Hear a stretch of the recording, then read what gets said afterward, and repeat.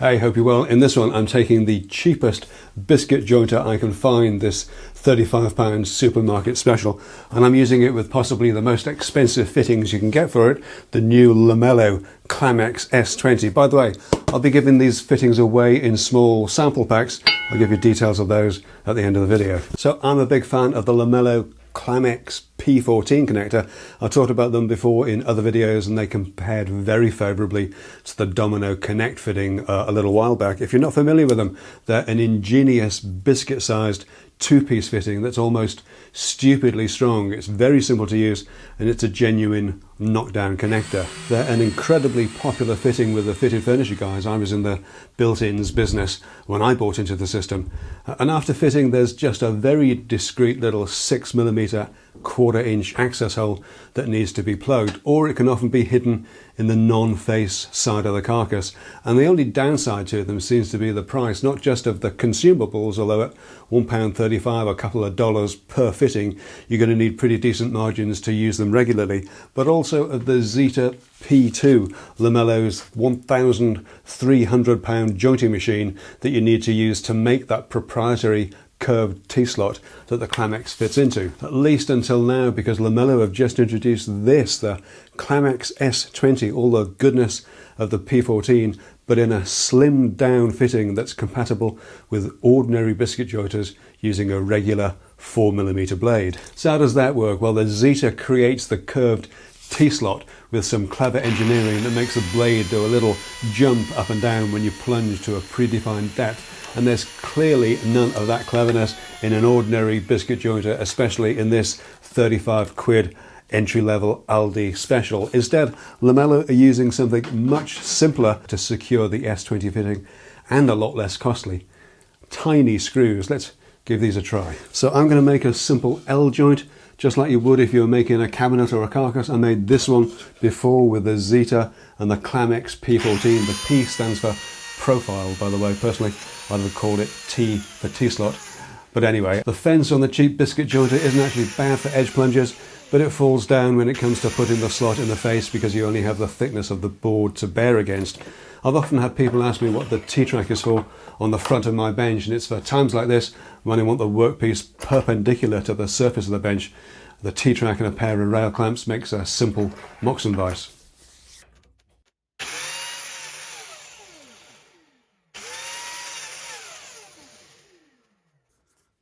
So this is where the little jig comes in handy for drilling the access hole. The jig is included with the packs of fittings, by the way, as well as being available as a spare part if you want a spare, or if you didn't realise that they were included in the box. And like the P14 connectors, you don't have to decide which face you put it on until after the machining is done. You usually have a pretty good idea, of course, but it just gives you a little bit more flexibility to the process, unlike, say, the Domino Connect fitting, where you need to have made the decision before anything else. Anyway, with all that done, you can slot in the connectors. So it has to be said that the S-20 are a pretty snug fit in a standard 4mm slot, probably more so in a slot that's cut with something a little more sophisticated than that biscuit jointer. But the little jig you use for drilling the access hole can also be used to tap the fitting home, getting them snugged in without any damage because they are quite slender. If you prefer to do this the old way, there's a very faint centre line etched into the faces and top edge of the fittings for you to eyeball that against a mark.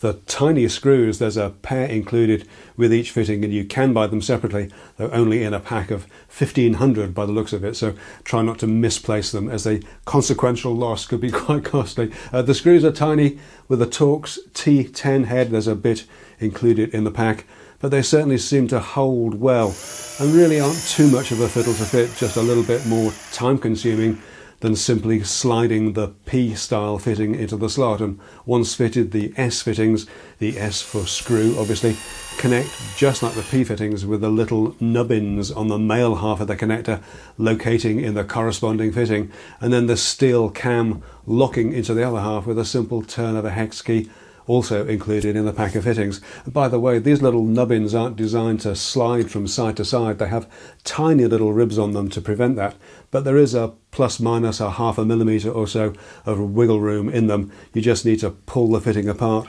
shift it over slightly, and then reinsert it. So that's a pretty solid joint.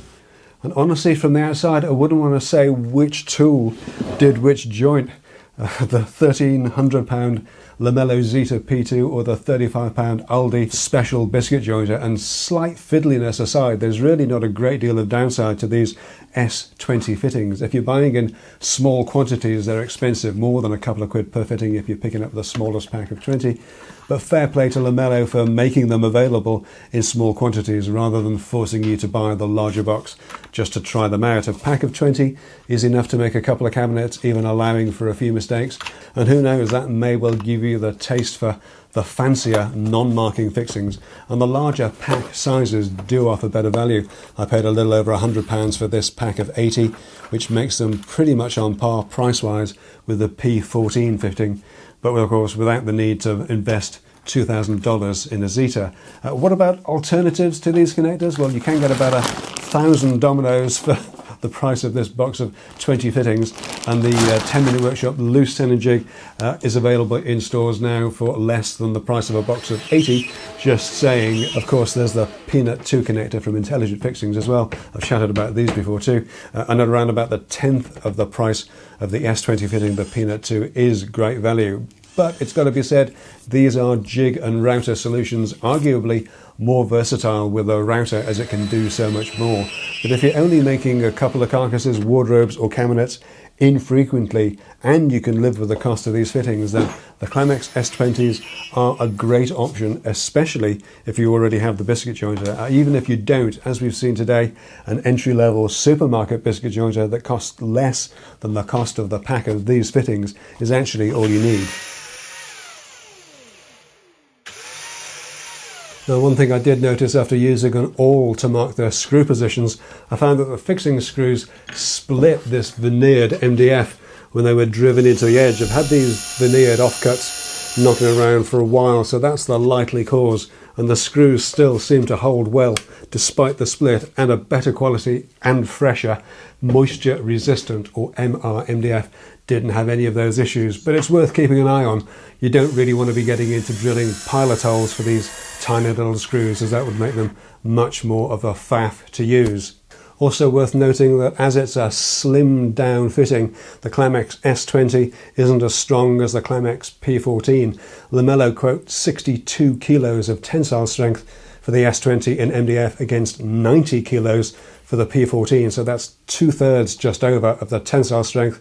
But that's still pretty impressive for a fitting that's basically skew screwed into place, and that's 62 kilos per fitting, by the way. Get 4 of those in a carcass between the base and the sides, and I can't imagine having any issues with them in normal use where the loading would principally be in shear anyway, at least if you built it right.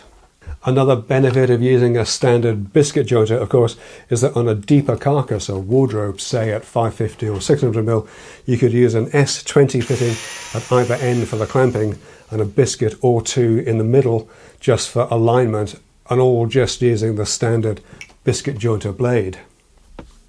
Now, as I said earlier, I bought a couple of packs of these and I've used up a few for testing and in this demonstration, but I'll be giving away the rest of these in small sample packs, enough to make a small cabinet, and I'll throw in a few biscuits too, just in case you want to make a wardrobe as an ambitious test project, and I'll be giving those away to the 10-Minute Workshop Plus members in one of the regular member giveaways. There's one that's just finished, and I'll start another one this Sunday that'll run for a week. So if you'd like to get your hands on a handful of these S-20 fittings just to try them out, then come and join us as part of the 10-Minute Workshop team. We'd love to have you on board and taking part. All Plus members are eligible for the giveaways. There are more details at 10minuteworkshop.com, or you can sign up directly at 10-Minute Workshop Plus. But I'll call this one done for this week. Thanks so much for taking a look, and I do hope you found it useful. I'll see you again very soon. All right, take care.